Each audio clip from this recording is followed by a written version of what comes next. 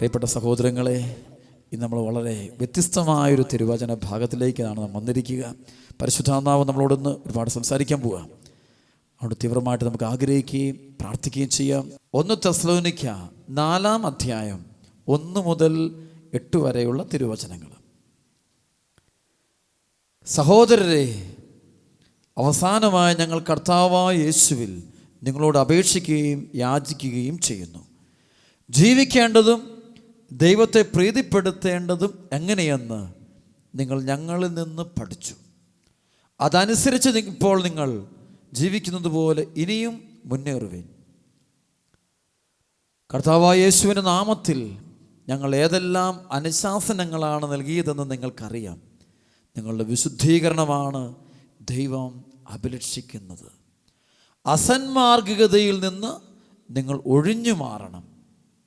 നിങ്ങൾ ഓരോരുത്തരും സ്വന്തം ശരീരത്തെ വിശുദ്ധിയിലും മാന്യതയിലും കാത്തു സൂക്ഷിക്കേണ്ടത് എങ്ങനെയെന്ന് അറിയണം.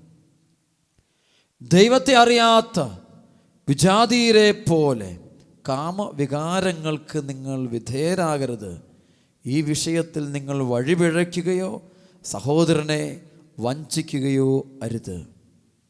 കാരണം ഞങ്ങൾ നേരത്തെ തന്നെ പറയുകയും സാക്ഷ്യപ്പെടുത്തുകയും ചെയ്തിട്ടുള്ളത് പോലെ ഇക്കാര്യങ്ങളിൽ എല്ലാം പ്രതികാരം ചെയ്യുന്നവനാണ് കർത്താവ്. അശുദ്ധിയിലേക്കല്ല, വിശുദ്ധിയിലേക്കാണ് ദൈവം നമ്മെ വിളിച്ചിരിക്കുന്നത്. അതിനാൽ ഇക്കാര്യങ്ങൾ അവഗണിക്കുന്നവൻ മനുഷ്യനെ അല്ല, പരിശുദ്ധാത്മാവിനെ നിങ്ങൾക്ക് നൽകുന്ന ദൈവത്തെയാണ് അവഗണിക്കുന്നത്. പ്രിയപ്പെട്ട സഹോദരങ്ങളെ, ഈ ദിനത്തിൽ നമ്മൾ ഒരുമിച്ച് കൂടി വചനം കേൾക്കുമ്പോൾ പരിശുദ്ധാത്മാവ് ഇന്ന് നൽകുന്ന ഈ വചനം, വിശുദ്ധിയുടെ വചനം, നമ്മുടെ ഹൃദയത്തിൽ നമുക്ക് നിറയ്ക്കണം. വിശുദ്ധിയുടെ ആഴങ്ങളിലേക്ക് നമുക്ക് പോകാം. ഹൃദയശുദ്ധിയുള്ളവർ ഭാഗ്യവാന്മാർ, അവർ ദൈവത്തെ കാണും. അതാണ് മത്തായിയുടെ സുവിശേഷം 5:8 വചനം. അതാ, ഹൃദയശുദ്ധിയുള്ളവർ ഭാഗ്യവാന്മാർ, അവർ ദൈവത്തെ കാണും. വീണ്ടും വചനം പറയുന്നുണ്ട്, യാക്കോബ് ലേഖനം 1 അധ്യായത്തിൻ്റെ 21 വചനം. ആകയാൽ എല്ലാ അശുദ്ധിയും വർദ്ധിച്ചു വരുന്ന തിന്മയും ഉപേക്ഷിച്ച് നിങ്ങളിൽ പാകിയിരിക്കുന്നതും നിങ്ങളുടെ ആത്മാക്കളെ രക്ഷിക്കുവാൻ കഴിവുള്ളതുമായ വചനത്തെ വിനയപൂർവം സ്വീകരിക്കുവിൻ. വീണ്ടും വചനം പറയുന്നു, ഹെബ്രായ ലേഖനത്തിൻ്റെ 12 അധ്യായത്തിൽ വളരെ വ്യക്തതയോടെ പഠിപ്പിക്കുന്നു 14 മുതലുള്ള വചനം. എല്ലാവരോടും സമാധാനത്തിൽ വർത്തിച്ച് വിശുദ്ധിക്ക് വേണ്ടി പരിശ്രമിക്കുവിൻ. വിശുദ്ധി കൂടാതെ ആർക്കും കർത്താവിനെ ദർശിക്കുവാൻ സാധിക്കുക ഇല്ല. പ്രിയപ്പെട്ട ദൈവമക്കളെ, ദൈവസന്നിധിയിൽ ശരണപ്പെട്ടുകൊണ്ട് പോകുന്ന നമ്മുടെ ജീവിതത്തിൽ എടുക്കേണ്ട ഏറ്റവും വലിയ വചനങ്ങളിലൊന്നാണ് വിശുദ്ധിയുടെ വചനം. അതുതന്നെയാണ് 1 യോഹന്നാൻ 3 അധ്യായത്തിൻ്റെ 1 മുതലുള്ള വചനം വായിക്കുമ്പോൾ അവിടെ പരിശുദ്ധാത്മാവ് യോഹന്നാൻ അപ്പസ്തലനിലൂടെ എഴുതി വച്ചിരിക്കുകയാണ് 3 വചനം. അതായത്, അവിടുന്ന് പരിശുദ്ധനായിരിക്കുന്നത് പോലെ അവൻ തന്നെ വിശുദ്ധനാക്കുന്നു. ഓരോ വ്യക്തിയും ദൈവത്തെ കണ്ടിട്ട് പരിശുദ്ധനായ ദൈവത്തിൻ്റെ മുമ്പിൽ നിൽക്കാൻ വേണ്ടി ഓരോ വ്യക്തിയും അവനവനെ തന്നെ വിശുദ്ധിയിൽ സൂക്ഷിക്കുന്നത് കാണാൻ പറ്റും. വീണ്ടും കാണാൻ പറ്റും 1 പത്രോസ് 1 അധ്യായത്തിൻ്റെ 15-16 വചനം. നിങ്ങളെ വിളിച്ചവൻ പരിശുദ്ധനായിരിക്കുന്നത് പോലെ എല്ലാ പ്രവർത്തികളിലും നിങ്ങൾ പരിശുദ്ധരായിരിക്കുവിൻ. എന്താണ് പരിശുദ്ധി? What is holiness? ദൈവത്തിന് ഏറ്റവും ഇഷ്ടപ്പെട്ട പുണ്യമാണ് പരിശുദ്ധി, ഹോളിനെസ്. വിശുദ്ധിയുടെ പ്രത്യേകത എങ്ങനെയാണ് ഒരാൾ വിശുദ്ധിയുള്ള വ്യക്തിയായിട്ട് തീരുന്നത്? വിശുദ്ധിയുള്ള വ്യക്തിയായിട്ട് ഒരാൾ തീരണമെങ്കിൽ ആ വ്യക്തി എന്ത് ചെയ്യണം? നമുക്കറിയാം, അൽഫോൻസാമ വിശുദ്ധയാണ്. ആളെ സഭ മുഴുവനും പറയുന്നു, വിശുദ്ധയായിട്ട് പ്രഖ്യാപിച്ചിരിക്കുന്നു, ഏറ്റുപറയുന്നു. അവൾ വിശുദ്ധയാണ്. ഭരണങ്ങാനത്ത് അൽഫോൻസാമയുടെ കബറിടത്തെങ്കിൽ ലക്ഷക്കണക്കിന് ആളുകൾ പോയി പ്രാർത്ഥനകൾ നടത്തുന്നത് എന്തുകൊണ്ടാണ്? അവളുടെ വിശുദ്ധിയുടെ മഹത്വം, വിശുദ്ധി, എന്തൊരു പുണ്യം, ഒരു പ്രകാശം, ഒരു ദിവ്യത കാണുന്നു. ആ മകളിലൂടെ പ്രാർത്ഥനകൾ ദൈവസന്നിധിയിലേക്ക് എത്തിക്കാനായിട്ട് നമുക്ക് സാധിക്കുന്നു. എന്താണ് അതിൻ്റെ പിന്നിലെ രഹസ്യം? എന്താണ്? അതാണ് യോഹന്നാൻ്റെ സുവിശേഷം 12 അധ്യായത്തിൻ്റെ 24 മുതൽ ഉള്ള തിരുവചനം വായിക്കുമ്പോൾ അതാണ് അൽഫോൻസാമയെക്കുറിച്ചുള്ള സഭ അൽഫോൻസാമയുടെ ജീവിതത്തെ കാച്ചിക്കുറുക്കിക്കൊണ്ട് കണ്ടുപിടിച്ചിരിക്കുന്ന വചനം. അതാണ് യോഹന്നാൻ്റെ സുവിശേഷം 12:24. സത്യസത്യമായി ഞാൻ നിങ്ങളോട് പറയുന്നു, ഗോതമ്പ് മണി നിലത്ത് വീണ് അഴിയുന്നില്ലെങ്കിൽ അത് അതേപടി ഇരിക്കും, അഴിയുന്നെങ്കിലോ അത് വളരെ ഫലം പുറപ്പെടുവിക്കും. തൻ്റെ ജീവനെ സ്നേഹിക്കുന്നവൻ അത് നഷ്ടപ്പെടുത്തുന്നു. ഈ ലോകത്തിൽ തൻ്റെ ജീവനെ ദ്വേഷിക്കുന്നവൻ നിത്യജീവനിലേക്ക് അതിനെ കാത്തു സൂക്ഷിക്കുന്നു. എന്നെ ശുശ്രൂഷിക്കാൻ ആഗ്രഹിക്കുന്നവൻ എന്നെ അനുഗമിക്കട്ടെ, അപ്പോൾ ഞാൻ ആയിരിക്കുന്നിടത്ത് എൻ്റെ ശുശ്രൂഷകനുമായിരിക്കും. എന്നെ ശുശ്രൂഷിക്കുന്നവനെ പിതാവ് ബഹുമാനിക്കും. ഈ വചനത്തിൽ വിശുദ്ധിയുടെ അർത്ഥങ്ങൾ പഠിപ്പിക്കുന്നു. എങ്ങനെ വിശുദ്ധി ഉണ്ടാകുന്നത് സഹനങ്ങളിലൂടെയാണെന്ന് പറയും. സഹനങ്ങളെ, വേദനകളെ സന്തോഷത്തോടെ സ്വീകരിക്കുന്ന വ്യക്തി അതിലൂടെ വിശുദ്ധിയുടെ പദവിയിലേക്ക് വരികയാണ്. കുടുംബത്തിലുണ്ടാകുന്ന തിരസ്കരണങ്ങളാകാം, മാതാപിതാക്കളിൽ നിന്നുണ്ടാകുന്ന അവഗണനകളാകാം, മക്കളിൽ നിന്നുണ്ടാകുന്ന പീഡാനുഭവങ്ങളാകാം, ജോലിസ്ഥലത്തു നിന്നുണ്ടാകുന്ന ഒരുപാട് ആക്ഷേപങ്ങളാകാം, പരിഹാസങ്ങളാകാം, ഒറ്റപ്പെടുത്തലാകാം, കഴിവില്ലായ്മയാകാം. അങ്ങനെ പലതരത്തിലുള്ള വേദനകൾ, ദുഃഖങ്ങൾ, പ്രയാസങ്ങൾ, കുരിശുകൾ. ആ കുരിശുകളെ സന്തോഷത്തോടെ സ്വീകരിക്കുന്നു. വെറും സന്തോഷം സ്വീകരിക്കാനാവില്ല. നമ്മുടെ കർത്താവിൻ്റെ പീഡാസഹനങ്ങളോട് ചേർത്ത് വെച്ചുകൊണ്ട് അവനെ പോലെ, അവിടുത്തെ പോലെ സഹനങ്ങളെ പോസിറ്റീവായിട്ടെടുത്ത്, സഹനത്തെ ക്രിസ്തുവിൻ്റെ പീഡാസഹനങ്ങളോട് ചേർത്ത് വെച്ചൊരു വ്യക്തി അത് ആ ഒരു രീതിയിൽ, ആ ഒരു അർത്ഥത്തിൽ, ആ ഒരു സമർപ്പണത്തോടെ എടുക്കുമ്പോൾ ആ സഫറിങ് ആ വ്യക്തിക്ക് കൃപയായിട്ട് മാറുന്നു, രക്ഷാകരമായിട്ട് മാറുന്നു. ആ വ്യക്തിയുടെ ജീവിതം പ്രകാശപൂർണ്ണമായി തീരുക. വീണ്ടും എന്താണ് വിശുദ്ധി? വിശുദ്ധിയെക്കുറിച്ച് വീണ്ടും പഠിക്കണം. എന്താണ് വിശുദ്ധി? വിശുദ്ധി വെച്ച് കഴിഞ്ഞാൽ ഒരു വ്യക്തി സമ്പൂർണ്ണമായിട്ടും ദൈവ തിരുമനസ്സിന് തന്നെ വിട്ടുകൊടുത്തുകൊണ്ട് ആ വഴിയിലൂടെ യാത്ര ചെയ്യുന്നതാണ് വിശുദ്ധി. കർത്താവിൻ്റെ വചനം അനുസരിച്ച് ഓരോ ചുവടുകളും വെക്കുന്നു. ഏത് കാര്യം തീരുമാനമെടുക്കുമ്പോഴും വചനാധിഷ്ഠിതമായിട്ടാണോ താൻ ജീവിക്കുന്നത് എന്ന് ആ വ്യക്തി പരിശോധിച്ച് നോക്കുന്നു. അതാണ് മത്തായിയുടെ സുവിശേഷത്തിൻ്റെ 7-ാം അധ്യായത്തിൻ്റെ 21-ാമത്തെ വചനം. ഈശോ പറഞ്ഞ വലിയൊരു വചനമാണ്. കർത്താവേ കർത്താവേ എന്ന് എന്നോട് വിളിച്ചപേക്ഷിക്കുന്നവനല്ല, എൻ്റെ സ്വർഗസ്ഥനായ പിതാവിൻ്റെ ഇഷ്ടം നിറവേറ്റുന്നവനാണ് സ്വർഗരാജ്യത്തിൽ പ്രവേശിക്കുക. ഞാൻ കാണാറുണ്ട്, ചില ആളുകൾ ധ്യാനത്തിന് വരാറുണ്ട്. ധ്യാനത്തിൽ വരുമ്പോൾ അവരെന്തിനു വരുന്നു? ഒരുപാട് ചില ആളുകൾ രോഗശാന്തികൾ പറഞ്ഞ് പ്രാർത്ഥിക്കും. അല്ലെങ്കിൽ ചില ആളുകൾ പറയും നിങ്ങളുടെ വീട്ടിലെ പ്രശ്നം മാറണം, കടബാധ്യതകൾ മാറണം, അല്ലെങ്കിൽ വിവാഹം നടക്കണം, അല്ലെങ്കിൽ വിദേശത്തേക്ക് പോകണം. ഇങ്ങനെ ഭൗതികമായ ഒരുപാട് ആവശ്യങ്ങൾ ഇങ്ങനെ നിറച്ചു വെച്ചുകൊണ്ട് കരഞ്ഞു പ്രാർത്ഥിക്കുന്ന മക്കളെ കണ്ടിട്ടുണ്ട്. പക്ഷെ ചില ആളുകളെ ഞാൻ ശ്രദ്ധിച്ചിട്ടുണ്ട്, അവരിങ്ങനെ എഴുതിത്തരും, പ്രാർത്ഥനാ നിയോഗങ്ങൾ എഴുതിത്തരുമ്പോൾ ശരിയാണ്, ഒരുപാട് പ്രശ്നങ്ങളുള്ള കുടുംബത്തിൽ നിന്ന് വന്നിട്ട് തന്നെയാണ്. പക്ഷെ അവൻ എഴുതി വരും, അച്ഛൻ എനിക്ക് ഒരു വിശുദ്ധനാകണം, എനിക്കൊരു വിശുദ്ധയാകണം. ഈ ആഗ്രഹത്തോടെ എഴുതി തരുന്ന ആളുകൾ എനിക്കറിയാം, കുഞ്ഞുങ്ങളറിയാം, യുവാക്കളുണ്ട്. എനിക്കൊരു വിശുദ്ധരാകണം. പാപത്തോടും പാപ സാഹചര്യങ്ങളോടും വിട പറഞ്ഞുകൊണ്ട് എൻ്റെ ശരീരത്തെ ഒരു ദേവാലയമായി സൂക്ഷിച്ചുകൊണ്ട് ദൈവത്തിന് ഇഷ്ടപ്പെട്ട ജീവിതം. ഒരുപാട് പേര് മനുഷ്യർക്ക് ഇഷ്ടപ്പെട്ട ജീവിതം, ഭൂമിയിൽ ഒരുപാട് മറ്റുള്ളവർക്ക് ഇഷ്ടപ്പെടുന്ന ചില ജീവിതങ്ങൾ നോക്കുമ്പോൾ അത് ചില ആളുകൾ മനുഷ്യരുടെ ഇഷ്ടമല്ല അവർ നോക്കുന്നു, ദൈവത്തിന് ഇഷ്ടപ്പെട്ട ജീവിതം, ദൈവ തിരുമനസ് നിറവേറ്റുന്ന ജീവിതം. അവിടെയാണ് വചന അധിഷ്ഠിതമായ ജീവിതം നയിച്ചുകൊണ്ട് അവർ മുന്നോട്ട് പോകും. അതുകൊണ്ട് അവർ വിശുദ്ധി ഉണ്ടെന്ന് പറയാൻ കാരണം, അൽഫോൻസാമ വിശുദ്ധി ഉണ്ടെന്ന് പറയുമ്പോൾ ആ മകള് ജീവിച്ചത് സ്വന്തം ഇഷ്ടപ്രകാരമല്ല, സ്വന്തം സ്വാർത്ഥപരമായ ആഗ്രഹങ്ങളെ താലോലിച്ചൊരു വ്യക്തിയല്ല, ഒരിക്കലും അല്ല. നേരെ മറിച്ച് ദൈവ തിരുമനസ്സിനെ തന്നെ പ്രതിഷ്ഠിച്ചുകൊണ്ട് പ്രാർത്ഥിക്കുന്ന ജീവിതം. ഈശോ അങ്ങയുടെ ഇഷ്ടം നിറവേറട്ടെ. ഈശോ പ്രാർത്ഥിച്ചതുപോലെ പ്രാർത്ഥിക്കുക. വിശുദ്ധരുടെയൊക്കെ ജീവിതത്തിൽ അവരെപ്പോഴും പ്രാർത്ഥിക്കാൻ ആഗ്രഹിച്ചതും അവസാനം അതിൻ്റെ പൂർണ്ണതയിൽ പ്രാർത്ഥിക്കാൻ പറ്റിയ ഏറ്റവും വലിയ പ്രാർത്ഥന ഏതാണെന്ന് ചോദിച്ചു കഴിഞ്ഞാൽ അത് ഈ പ്രാർത്ഥനയാണ്. പിതാവേ, കഴിയുമെങ്കിൽ ഈ പാനപാത്രം എന്നിൽ നിന്ന് നീങ്ങിപ്പോകട്ടെ, എങ്കിലും എൻ്റെ ഇഷ്ടമല്ല നിൻ്റെ ഇഷ്ടം നിറവേറട്ടെ എന്ന് വെച്ച് കഴിഞ്ഞാൽ സഹനത്തെ പോസിറ്റീവായിട്ട് എടുക്കാം. സഹനം കൃപയാണെന്ന് തിരിച്ചറിഞ്ഞ് ഏറ്റുപറയുന്ന ആളുകളാണ്. അവരാണ് വിശുദ്ധിയിലേക്ക് വരുന്നത്.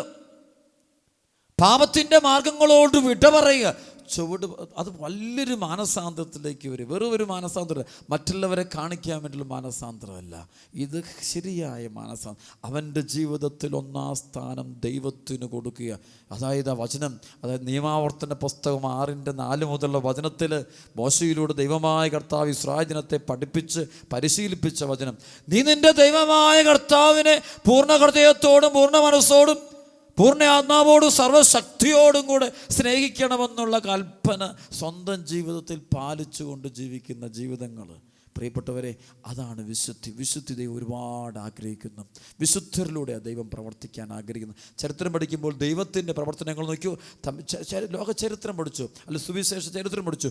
ദൈവം തിരഞ്ഞെടുക്കുന്ന മക്കളെല്ലാം ദൈവം ഒന്നെങ്കിൽ വിശുദ്ധീകരിച്ചവരെ വിശുദ്ധരെ കൊണ്ടുവരാൻ, അല്ലെങ്കിൽ അവർ ജന്മന തന്നെ. അതാണ് ജെറമ്യായൊക്കെ പറയുന്നത്, അമ്മയുടെ ഉദരത്തിൽ ഉരുവാകുന്നതിന് മുമ്പേ അവിടെ തന്നെ വിളിച്ചു, ജനിക്കുന്നതിന് മുമ്പേ അവിടെ തന്നെ വിശുദ്ധീകരിച്ചു എന്നുള്ള വചനം ഉപയോഗിക്കുന്നു. ഇത് തന്നെ ആവർത്തിച്ച് പൗലോസ് അപ്പോസ്തലൻ പറയുന്നുണ്ട്, അമ്മയുടെ ഉദരത്തിൽ ഉരുവാകുന്നതിന് മുമ്പ് തന്നെ ദൈവം എന്നെ വിളിച്ചു, ജനിക്കും മുമ്പേ അവിടുന്ന് എന്നെ വിശുദ്ധീകരിച്ചു എന്ന് ഗലാത്യ ലേഖനത്തിൽ പൗലോസ് അപ്പോസ്തലൻ പഠിപ്പിക്കുന്നു. വിളിയെക്കുറിച്ച് ദൈവം വിശുദ്ധീകരിക്കുന്നു. ദൈവത്തിന് ഉപകരണമാക്കണമെങ്കിൽ നമ്മൾ ഓരോരുത്തരും തമ്പുരാൻ്റെ കയ്യിലെ ഉപകരണങ്ങളായിട്ട് മാറണമെങ്കിൽ, ഈ ഭൂമിയിൽ ദൈവരാജ്യത്തിൻ്റെ അടയാളങ്ങളായിട്ട് മാറണമുണ്ട്, ക്രിസ്തുവിൻ്റെ പകരക്കാരായിട്ട് മാറണമെങ്കിൽ, വാക്കുകളിലും പ്രവർത്തികളിലും ഈശോ നിഴലിച്ച് നിൽക്കണമെങ്കിൽ, നമ്മുടെ നിഴലിൽ പോലും അത്ഭുതങ്ങളും അടയാളങ്ങളും സംഭവിക്കണമെങ്കിൽ, അനേകം തകർന്ന ജീവിതങ്ങൾ ദൈവത്തെ അറിയാൻ ഇടയാകണമെങ്കിൽ നമ്മളുടെ ശരീരം, മനസ്സ്, ആത്മാവ് വിശുദ്ധമായിരിക്കണം. എന്ന് വെച്ചാൽ അതിൻ്റെ അർത്ഥം എന്താ?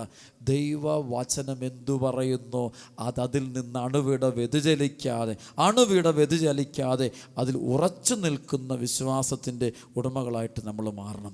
പ്രിയപ്പെട്ടവരെ, അപ്പോഴാണ് ആത്മാവിൻ്റെ പ്രവർത്തനം നമുക്ക് തിരിച്ചറിയാൻ പറ്റുക.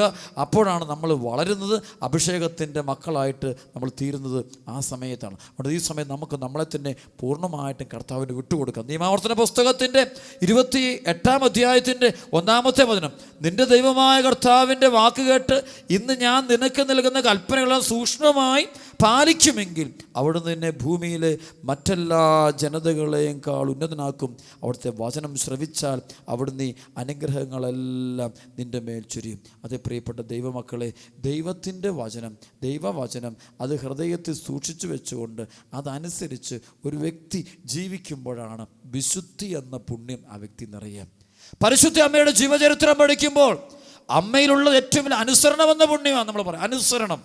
ഈ തലമുറ അനുസരണമില്ല, അതുകൊണ്ട് വിശുദ്ധി നഷ്ടപ്പെടും. അനുസരണമില്ലാത്തവർക്ക് വിശുദ്ധി നഷ്ടപ്പെടും. സഭയെ അനുസരിക്കില്ല, ദൈവകൽപ്പന അനുസരിക്കത്തില്ല. സ്വന്തം കാര്യം, എൻ്റെ വഴി അത് അതാണ് ബലിയർപ്പണം നടക്കണം. ശരിക്കും ഓരോ ദിവസവും ഒരുവൻ ആധ്യാത്മിക ജീവിതത്തിൽ വളരണമെങ്കിൽ ബലിയർപ്പണം നടക്കണം.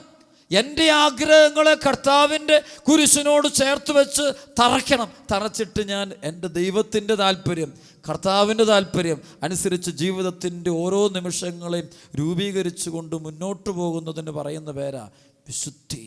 പരിശുദ്ധി അമ്മ പറയും, ഇതാ കർത്താവിൻ്റെ ദാസി, നിൻ്റെ ഹിതം, നിൻ്റെ വചനം എന്നെ നിറവേറട്ടെ. ലൂക്ക 1:38 വചനം. ആ വചനത്തിൻ്റെ അർത്ഥം എന്താ? അമ്മ ശരിക്കും പറയാൻ തൻ്റെ ജീവിതം സമ്പൂർണ്ണമായിട്ടും ദൈവത്തിന് വിട്ടുകൊടുക്കുന്നു. ദൈവത്തിൻ്റെ മനസ്സനുസരിച്ച് പെരുമാറുന്ന ജീവിതം. പഴയ നിയമത്തിൽ ദാവീദിനെ കുറിച്ച് പറയുന്നൊരു വചനമുണ്ട്, ജസയുടെ പുത്രനായ ദാവീദിൽ എൻ്റെ ഹൃദയത്തിനിണങ്ങിയ ഒരു മനുഷ്യനെ ഞാൻ കണ്ടെത്തിയിരിക്കുന്നു. ജസയുടെ പുത്രനായ ദാവീദിൽ എൻ്റെ ഹൃദയത്തിന് ഇണങ്ങിയ വ്യക്തി. അതാണ് ദൈവത്തിൻ്റെ ഹൃദയത്തിന് ഇണങ്ങിയ. ദൈവം പറഞ്ഞു ഈ വേദനയോട് പോവുക, സങ്കടം പോവുക. ഒരു കുടുംബത്തിലെ കുടുംബനാഥൻ ദൈവം അരുളിച്ച് ആവശ്യപ്പെടുന്ന വഴികളിലൂടെ സന്തോഷത്തോടെ ആമേൻ ഹല്ലേലൂയ എന്ന് പറഞ്ഞുകൊണ്ട് നടന്നു പോകുന്ന ജീവിതം, അതാണ് ആധ്യാത്മിക ജീവിതം. അതാണ് ദൈവത്തിന് പ്രീതികരമായ ജീവിതം. അവരെയാണ് ദൈവം ഉയർത്തുന്നത്. വിശുദ്ധ ഡോൺ ബോസ്കോയുടെ ജീവചരിത്രം പഠിക്കുമ്പോൾ, വിശുദ്ധ ഡൊമിനിക് സാവിയയുടെ ജീവചരിത്രം പഠിക്കുമ്പോൾ നമുക്കറിയാൻ പറ്റും. മരിയോഗുരത്തിൻ്റെ ജീവചരിത്രം മരിയോഗുരത്തൊക്കെ വിശുദ്ധിക്ക് വേണ്ടി ജീവിച്ച് മരിച്ചയാളാണ്. തൻ്റെ കൊല്ലാൻ വരുന്ന ആളോട് പറയുന്നുണ്ട്, മോനെ നിൻ്റെ ആത്മാവിനെ നോക്കണം, എനിക്ക് വിശുദ്ധി, നീ ആരെന്ന് മനസ്സിലാക്കുക, നീ കാര്യം മനസ്സിലാക്കുക, സഹനമെടുക്കുക. അവിടെ പാപത്തോട് അഡ്ജസ്റ്റ്മെൻറ്റ് ചെയ്യുകയല്ല. ഈ തലമുറ എന്താ?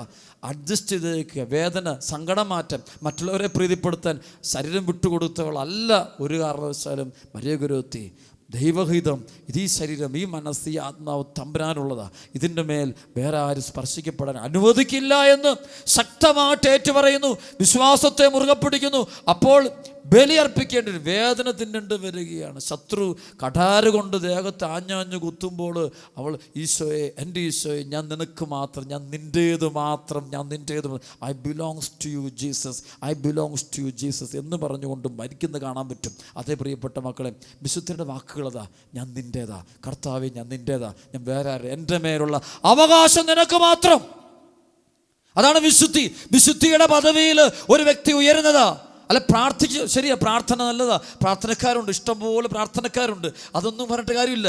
വിശുദ്ധി എന്ന് വെച്ച് കഴിഞ്ഞാൽ ആ വ്യക്തി ഏറ്റുപറയാണ്, ഞാൻ എൻ്റെ ഈശോയുടേതാ, എൻ്റെ ശരീരം കർത്താവിൻ്റെതാ, എൻ്റെ മനസ്സീശ്വരൻ, എൻ്റെ ജീവിതം കർത്താവിൻ്റെതാ, എൻ്റെ തീരുമാനങ്ങൾ കർത്താവിൻ്റെ തീരുമാനമാണ്. ലോകത്തൊരുപാട് ആശയങ്ങൾ വരും, ഒരുപാട് പഠനങ്ങളും പ്രബോധനങ്ങളും വരും. ഒരുപാട് പേര് ഓരോ വിഷയത്തെക്കുറിച്ച് വ്യത്യസ്തമായ കാഴ്ചപ്പാടുകളോട് സംസാരിക്കും. തിരുവചനം പോലും തന്നിഷ്ടം പോലെ പലരൊക്കെ വ്യാഖ്യാനിക്കും. ഇതിൻ്റെ ഒന്നും മുമ്പിലൊന്നും അങ്ങോട്ടും ഇങ്ങോട്ടൊന്നും മാറാതെ ഉറച്ചു നിൽക്കുന്ന ആളുകളാണ് വിശുദ്ധരത. അവർ വിശ്വാസത്തിൻ്റെ ആൾ, വിശുദ്ധരെല്ലാം വിശ്വാസികളാണ്. അവർക്ക് കുറച്ച് വിശ്വാസം, ദൈവവചനത്തെ സംശയമില്ലവർക്ക്. പരിശുദ്ധ അമ്മയെ പോലെ തന്നെ. അതായത് ലൂക്കാസ് വിശേഷം 1:44-45 വചനമുണ്ട്. ശ്രീ എലിസബത്ത് പരിശുദ്ധ മറിയത്തെക്കുറിച്ച്, പരിശുദ്ധ അമ്മയെക്കുറിച്ച് പറയുന്നുണ്ട്. അതായത് കർത്താവ് അരുളി ചെയ്ത കാര്യങ്ങൾ നിറവേറുമെന്ന് വിശ്വസിച്ചവൾ ഭാഗ്യവതി. വചനം നിറവേറുമെന്നുള്ള ഉറച്ച വിശ്വാസം ബൈബിളിൽ കാണാം. അതുപോലെ ലൂക്കാസ് സുവിശേഷത്തിൽ 2-ാം അധ്യായത്തിൽ നമ്മൾ കണ്ടുമുട്ടുന്നുണ്ട്. അന്ന എന്നൊരു വ്യക്തി കർത്താവിൻ്റെ അവിടെ ഒരു വിധവ, അനേക വർഷങ്ങൾ ദേവാലയത്തിൽ കഴിച്ചു കൂട്ടിയ വിധവ അവസാനം മുന്നോട്ട് വരികയും അവിടെ ശിമയോൻ്റെ കയ്യിലിരിക്കുന്ന ഉണ്ണിമിശിഹായെ കണ്ട് ഒപ്പം ദൈവത്തെ സ്തുതിക്കുകയും ചെയ്യുന്ന വലിയ സംഭവമുണ്ട്. അവിടെയൊക്കെ കാണുന്നത് എന്താ? കാത്തിരിക്കുക, ദൈവത്തിൻ്റെ പ്രവർത്തനം കാത്തിരിക്കുന്ന വ്യക്തികളാണ്. അവിടെ പ്രിയപ്പെട്ടവരെ, വിശുദ്ധിയിലേക്ക് വരിക. ഈ തലമുറയ്ക്ക് വേണ്ടി പ്രാർത്ഥിക്കേണ്ടത് വിശുദ്ധിയാണ്. ഈ തലമുറയ്ക്ക് നഷ്ടപ്പെട്ട വലിയൊരു സമ്പത്തുണ്ട്. പല കുടുംബങ്ങൾക്കും പല വ്യക്തികൾക്കും നഷ്ടപ്പെട്ട വലിയൊരു സമ്പത്ത്, വിശുദ്ധി എന്ന സമ്പത്ത്. സാത്താൻ മോട്ടിച്ചുകൊണ്ട് പോയി. ഒരുപാട് മക്കളിൽ നിന്ന്, യുവാക്കളും യുവതികളിൽ നിന്ന് സാത്താൻ മോട്ടിച്ചുകൊണ്ട് പോയ ഒരു സത്യമുണ്ട്. അതാണ് വിശുദ്ധി എന്ന മഹത്തായ സമ്പത്ത് നഷ്ടപ്പെട്ടു. എന്നിട്ട് ഭൗതിക സമ്പത്തല്ല, വേസ്റ്റാണ്. പിന്നെ കുത്തി നിറയ്ക്കുന്നൊക്കെ വേസ്റ്റാണ്, വെറും കുപ്പയാണ്, വെറും ചപ്പും ചവറുമായിട്ട് നിൽക്കുക. പുറമേ നോക്കുമ്പോഴെല്ലാം നല്ല ബ്യൂട്ടിഫുള്ളാണ്, ഇറ്റ്സ് വെരി ഗുഡ്, കാണാൻ കൊള്ളാം എല്ലാം എന്നുള്ള, പക്ഷെ ഇൻസൈഡ് വളരെ മോശം. ബൈബിളിൽ പറഞ്ഞ പോലെ, അതായത് അകമേ മരിച്ചവരുടെ അസ്ഥികളാണ്, ജീർണിച്ച ശവമാണ്, മരിച്ച ശവം പോലെ, അല്ലെങ്കിൽ ശവകുടീരത്തിൽ കിടക്കുന്ന ശവത്തിന് സമാനമാണ്. അത് അഴുകിക്കൊണ്ടിരിക്കുക. ഇത് പല ആളുകളും പുറമേ നോക്കി ഒരു കുഴപ്പമില്ല, കപടതയ്ക്ക് യാതൊരു കുഴപ്പമില്ല, പക്ഷേ ഉള്ളിൽ പലപ്പോഴും വിശുദ്ധിയില്ല. അതുകൊണ്ട് പ്രിയപ്പെട്ട ദൈവമക്കളെ, ദൈവം നമ്മളെ പ്രസാദിക്കാൻ വേണ്ട ഏറ്റവും വലിയ പുണ്യമാണ് വിശുദ്ധി. വിശുദ്ധിക്ക് വേണ്ടി നമുക്ക് തീവ്രമായിട്ട് അപേക്ഷിക്കാം. പ്രിയപ്പെട്ട മക്കളെ, നമ്മുടെയൊക്കെ കുടുംബങ്ങളിൽ, വ്യക്തിപരമായ ജീവിതത്തിൽ ദൈവം ഒരുപാട് സഹനങ്ങൾ നീട്ടിത്തരുന്നു. അതൊരിക്കലും നമ്മൾ നശിപ്പിക്കാനല്ല, തകർത്ത് കളയാൻ വേണ്ടിയല്ല, ഇല്ലാതാക്കാൻ വേണ്ടിയല്ല, മറിച്ച് നമ്മൾ വിശുദ്ധരാക്കാനാണ്. അവിടെ ഈ വിശുദ്ധി ഉണ്ടെങ്കിൽ അത് ഏറ്റവും നല്ലതാണ്. വിശുദ്ധിയുള്ളവരിൽ ദൈവം വന്ന് വസിക്കും. പരിശുദ്ധ കുർബാന മധ്യേ നമ്മൾ ചൊല്ലുന്നുണ്ട്, വിശുദ്ധരിൽ വസിക്കുകയും അവർ സംപ്രീതനാകുകയും ചെയ്യുന്ന സ്തുത്യർഹനും പരിശുദ്ധനും ബലവാനും അമർത്യനുമായ കർത്താവെ, ദൈവം വസിക്കാൻ ആഗ്രഹിക്കുന്നത് വിശുദ്ധിയുള്ള ഭവനങ്ങളാണ്, വിശുദ്ധി നിറഞ്ഞ. അതാണ് ബെത്ലഹേമിലെ കാലിത്തൊഴുത്ത് ദൈവം തിരഞ്ഞെടുത്തതുകൊണ്ട് വിശുദ്ധിയുള്ളൊരു ഭവനമാണ്. അവിടെ ചെളികൾ കാണും, മറ്റ് കാലിക്കൂട്ടിൽ അവൻ്റേതായ എല്ലാ പ്രശ്നങ്ങൾ കാണും, ദുർഗന്ധങ്ങൾ കാണും, വൈക്കോലുകൾ കാണും, മൃഗങ്ങൾ കാണും. പക്ഷെ അവിടെ പാപമില്ല. കാര്യം മൃഗങ്ങൾ, പക്ഷെ അവിടെ തിന്മയില്ല. അവിടെ വിശുദ്ധിയുണ്ട്, ലാളിത്യമുണ്ട്, പക്ഷെ ഒരു വിശുദ്ധിയുണ്ട്. ദൈവം പറക്കുന്ന സ്ഥലങ്ങളതാ. അപ്പം ദൈവം നമ്മളിൽ പറക്കട്ടെ. ഈ വചന ശുശ്രൂഷ സമയത്ത് തന്നെ നിൻ്റെ ഹൃദയത്തെ നീ ഒരുക്കുക, വിശുദ്ധിയുള്ളതാക്കി തീരുക, അനുസരണമുള്ള വ്യക്തിയായി തീരുക, ദൈവത്തോട് അനുസരണമുള്ള വ്യക്തിയായി തീരട്ടെ. അപ്പോൾ നീയും നിൻ്റെ കുടുംബവും അനുഗ്രഹിക്കപ്പെടും. പരിശുദ്ധാത്മാവ് നിൻ്റെ മേൽ വന്നാവസിക്കും. നിൻ്റെ മേൽ ഇന്ന് കൃപയ്ക്ക് മേൽ കൃപ കൊടുക്കപ്പെടും, ബന്ധനം വഴിപ്പെടും. നമുക്ക് ദൈവത്തിന് നന്ദി പറയാം, പരിശുദ്ധാത്മാവ് നന്ദി പറയാം. ഈ ആരാധന സമയത്ത് വിശുദ്ധിക്ക് വേണ്ടി അപേക്ഷിക്കാം. വിശുദ്ധിക്കെതിരായി ചെയ്തുപോയ എല്ലാ തെറ്റുകൾക്കും ഓർത്ത് മാപ്പ് പറയാം. വിശുദ്ധിക്കെതിരായിട്ട് പാപം ചെയ്യുന്നവൻ ദൈവത്തിനെതിരെ കരമുയർത്തുന്നവനാ, തമ്പുരാനെ വേദനിപ്പിക്കുന്നവനാ, ദൈവത്തെ അവഹേളിക്കുന്നവനാ, നിന്ദിക്കുന്നവനാ. നമുക്ക് മാപ്പ് പറയാം. എല്ലാ തെറ്റുകൾക്കും മാപ്പ് പറഞ്ഞുകൊണ്ട് ഈ ആരാധനയിൽ പങ്കെടുത്ത് നമുക്ക് പ്രാർത്ഥിക്കാം. അപ്പോൾ ദൈവത്തിൻ്റെ ആത്മാവ് നമ്മൾ വന്ന് വസിക്കും, നമ്മൾ അഭിഷേകത്തിൻ്റെ മക്കളായി തീരും. ആമേൻ.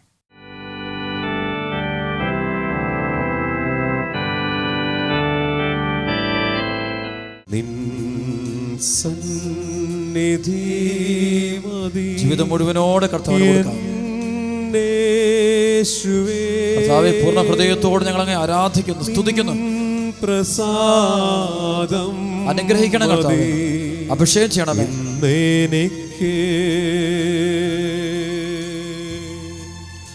ലോകത്തിൽ ഏകനായി തീരുകയിലും രോഗത്താൽ ബാധിതനായിടിലും ഈശോയെ, ലോകത്തിൽ ഏകനായി തീരുകയും എന്റെ കർത്താവേ, എന്റെ ദൈവമേ, രോഗത്താൽ ബാധിതനായിടയിലും ഈശോയെ അങ്ങേ കൈമതി, നിൻ സന്നിധി മതി, നിൻ കൃപാവരം മതി ഇന്നെനിക്ക്.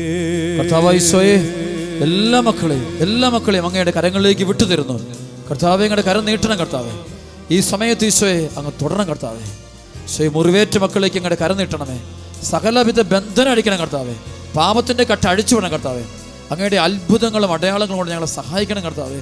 അങ്ങല്ലാതെ മറ്റൊരു ദൈവം ഞങ്ങൾക്കില്ല കർത്താവേ. ഞങ്ങളുടെ ദയ ഉണ്ടാകണമേ കർത്താവേ. ഞങ്ങളുടെ ദയ ഞങ്ങളുടെ മേലുണ്ടാകണമേ. അങ്ങയുടെ ആത്മാവിനെ വർഷിക്കണം കർത്താവേ. ഈ സമയത്ത് ഓരോ മകന്റെ മേലും ഓരോ മകളുടെ മേലും കൃപ വർഷിക്കണം കർത്താവേ. സാത്താന്റെ അടിമത്തം അവസാനിക്കട്ടെ. ഓരോ വ്യക്തിയുടെ മേലുള്ള ബന്ധനം അഴിയട്ടെ. ജീവിക്കുന്ന ദൈവത്തിന്റെ പുത്രനായ ഈശോയുടെ നാമത്തിൽ ബന്ധിക്കുന്നു, ശാസിക്കുന്നു, ബഹിഷ്കരിക്കുന്നു എല്ലാ കെട്ടുകളും അഴിയട്ടെ. എല്ലാ ബന്ധനം അഴിയട്ടെ. അസ്വസ്ഥകൾ മുഴുവൻ വിട്ടുപോകട്ടെ. അത്ഭുതങ്ങൾ സംഭവിക്കട്ടെ. അടയാളങ്ങൾ സംഭവിക്കട്ടെ. കൃപയൊടുക്കട്ടെ. ഹല്ലേലൂയ, ഹല്ലേലൂയ, ഹല്ലേലൂയ. കർത്താവേ, ഈ സമയത്ത് അങ്ങയുടെ ആണിപ്പുള്ള കൈ നീട്ടി ഓരോ മകനെ അനുഗ്രഹിക്കുന്നതിനോട് നന്ദി പറയുന്നു, സ്തുതിക്കുന്നു കർത്താവേ. മഹത്വം, മഹത്വം. ഈശോ ആരാധന, ഈശോ ആരാധന. ഈശോ നന്ദി, നന്ദി കർത്താവേ. സ്തുതിക്കുന്ന ദൈവമേ, വിട്ടുതൽ നൽകണമേ, സമാധാനം കൊടുക്കണമേ, എല്ലാ കുടുംബങ്ങൾക്ക് അനുഗ്രഹം കൊടുക്കണമേ. ഹല്ലേലൂയ. യേശുവേ നന്ദി, നന്ദി, നന്ദി, നന്ദി കർത്താവേ. സ്തുതിക്കുന്നു, ആരാധിക്കുന്നു. യേശുവേ നന്ദി ദൈവമേ. ആരാധന. ആമേൻ.